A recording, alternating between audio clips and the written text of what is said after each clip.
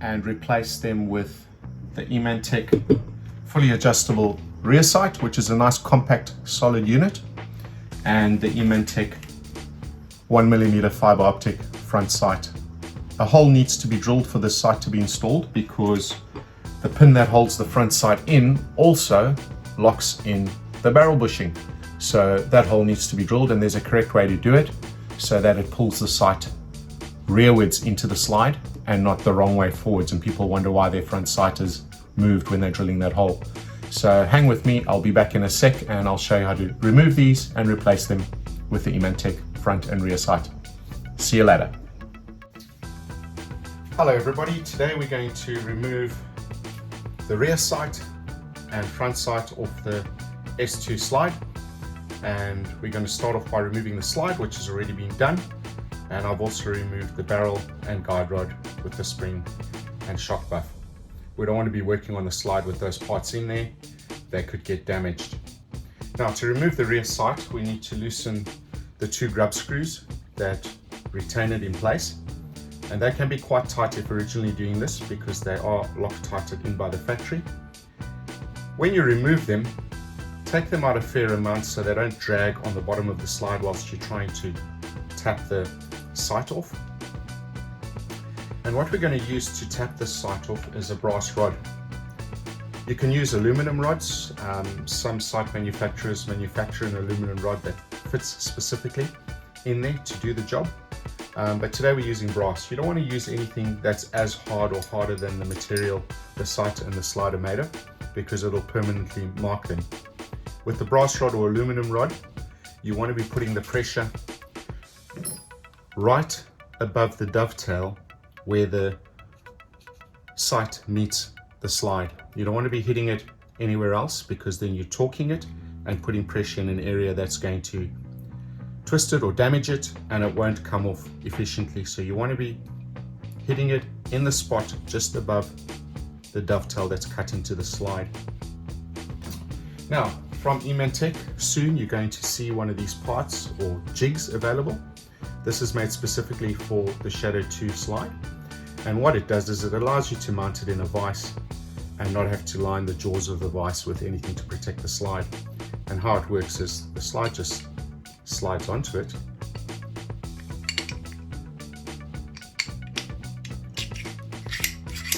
just like that, and it actually fits it perfectly, almost like the frame of the firearm does.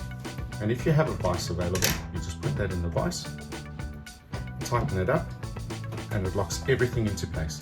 Slide won't move and everything's protected. Now let's start drifting that sight off. I'm going to drive it towards you so you can see. You just want to line it up real good and give it a couple of good whacks, and check that you're actually hitting it in the right place, because the punch will move. That's going nicely. Now you can use a sight pushing tool, which is the professional way of doing it, but they are a bit cumbersome.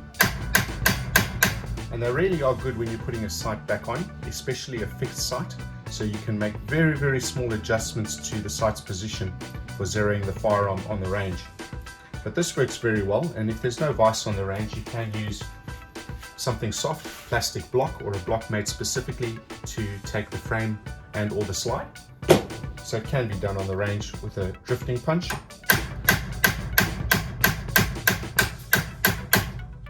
Almost there.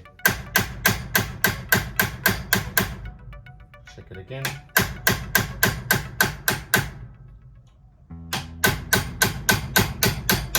Okay, there we go. We've drifted that sight off. There's the original sight. Now we're going to turn this around and remove the front sight. Now remember, the roll pin that's in there, in the front sight, not only holds the front sight in place, but it also holds the barrel bushing in place. So it's advisable when you remove that roll pin to use a brand new one, because it'll lose a little bit of its diameter, and you might wind up in a situation where your front sight starts to wobble, which means your bushing is not tight in the slide, which can affect accuracy. If you don't have another pin to use, you can put a little bit of Loctite under the sight and on the pin, and that'll hold everything together quite nicely. So we're using a 2mm punch or a 1.5mm punch. This one's a 2mm. And you just line it up on that roll pin, and this should be pretty easy. Just drive it all the way through. And that sight now I'm not going to hit with a brass punch. Although this won't mark it permanently, or anything that it does to the rear sight can be wiped off, I don't want to put anything on the front serrations of that sight that's going to distract me when I'm trying to aim and get a really good sight picture on the top. So I use a piece of a plastic pen, just a couple of inches that's been cut off. That's strong enough to drive a front sight out, and it won't damage it at all. So just line that up on the tip of the front sight and gently tap it out. I'll catch that as well. There we go. Front sight out. What I like to do before I replace or put any other sights back on here is just use a diamond file or a jeweler's file that's got a sharp edge, and just clean out in those dovetails any old factory Loctite that may be in there, so that it's nice and clean to accept the new sight in the dovetail. And the same with the front sight slot, just going around the edges and clean out any of that old Loctite that may be in there. That way it's a bit easier to get the new sights in. Thanks for watching. I'll be back shortly to show you how to install the eemanntech fully adjustable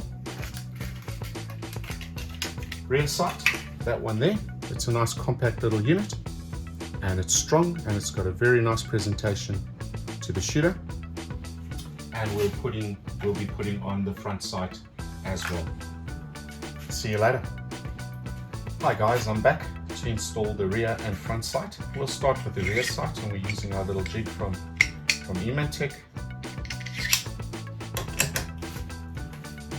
Now we've cleaned up that dovetail after we removed the original sight, and we're going to install the eemanntech sight, which is fully adjustable for windage and elevation. Really nice little sight, not a lot of weight to it, but well manufactured and very strong. Now before we start hitting this sight or drifting it into position, we want to take it apart, and your main elevation screw in the top of the sight needs to be unscrewed to take the pressure off the little springs in there, and that way we're not going to damage any of the internal threads whilst we're putting a shock into the sight, drifting it onto the slide. So we'll just get that screwdriver into the slot and unscrew it. Get that screw out. There we go. Now, because it's spring loaded to maintain its zero for elevation, when we're screwing that screw out and we put pressure on it, it's a lot easier to unscrew. If you don't put pressure on the sight to unscrew that main screw, it'll be pushing up on the screw all the time, making it difficult to remove. So putting a bit of pressure on that sight and compressing the springs really helps to remove the screw and actually put it back in before you zero the firearm. So once that screw's out, you can fold over the sight, and the two little springs are visible, and just remove them and put them aside. Now we'll line up that sight in the dovetail, and we'll get it going with our brass punch. Push it on as much as we can before we need to hit it. Remember to apply the pressure with the punch in the solid area directly above the dovetail. That way you're getting maximum effort going in the right place.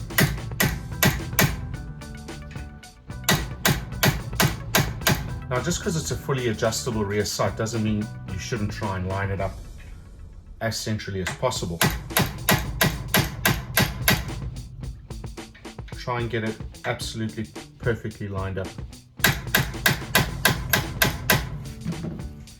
And you can do that just by looking over the top and seeing how much space you've got on each side of the sight in relation to the edge of the slide. And we need to go a little bit more. That's really good.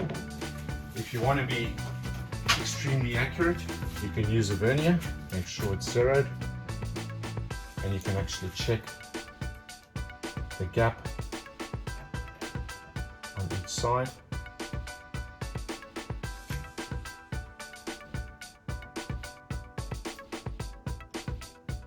Three mils and 3.1 mils. That's pretty accurate. That's good enough.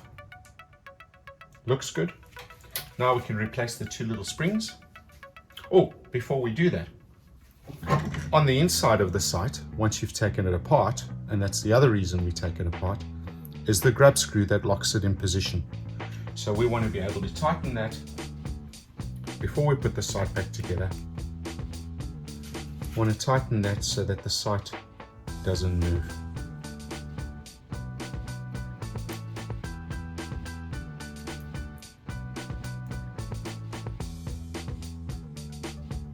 There we go, perfect. Now we replace the springs on each side.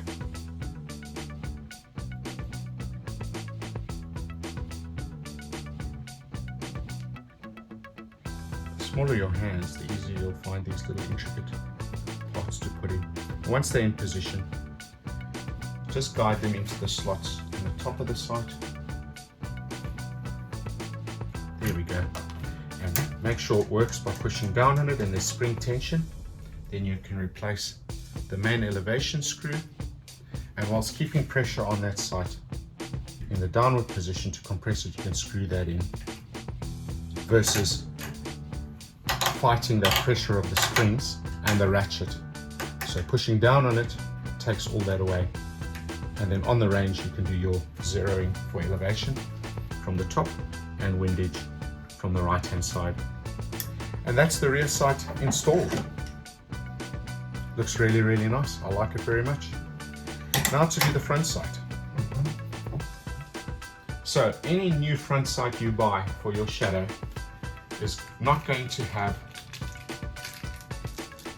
the cutout drilled into it for locking into the slide and locking the barrel bushing.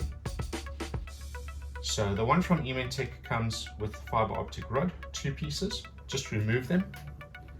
And if you have a look, you will see there's a partial cutout in the bottom of the slide, of the sight, sorry, but it's not completely done. It's more of a marker as to where your drill bit's going to be guided to go. So we want to get that onto the firearm, and we've cleaned out that area in the, not a dovetail, but in the grooves. And we want to make sure that sight goes in square and it doesn't ride up above any of those grooves for it to go into. And because this is not the side I'm aiming on, I'm going to just get it going initially with the hammer, and it's going quite nicely. Not a lot of pressure required. And I'm going to finish it off with my plastic punch, which is the half pen barrel. Because I want to put a bit of force behind it now and make sure it's all the way back into the slide. You don't want to have any gaps there, and it should be flush with the front of the slide, which it is. Now this is where a few people make a mistake. We have to drill a hole through there now to cut that groove for the pin that holds the sight in and the barrel bushing in. And we want to always drill it. Most drills that are not adjustable for rotation will rotate clockwise. We want to drill it from the left-hand side of the slide with the muzzle pointing away from you. The reason for that is the rotation of the drill, as it bites into the material, will pull the sight in the correct direction to pull it tight into the slide. If we drill it from this side with the drill rotating that way, as it bites into the material and starts to cut it, it's going to want to drift that sight out of the slide, and you might find yourself having a gap and it doesn't look really nice, or it might be loose afterwards because it's moved and it's not holding the sight, and worse, the barrel bushing correctly. So always drill it from the left hand side with your drill rotating clockwise. The correct drill bit for that is a 2mm high-speed steel drill bit. Most retailers sell these. You can get this from IPSC store online. and I keep this specifically for drilling sites only, nothing else. So we'll just mount that in our drill.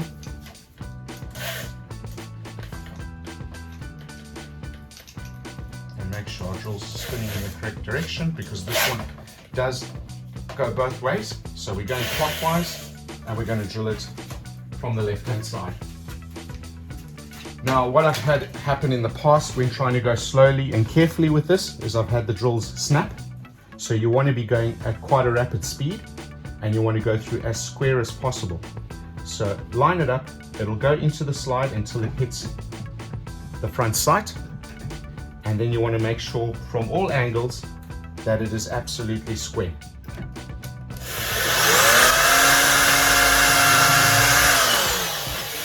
And that's it, done. We removed a bit of material there from the underside of the sight, and that stayed in place nicely. Now we can put the pin back in. Get it started by hand. And use our punch to send it home.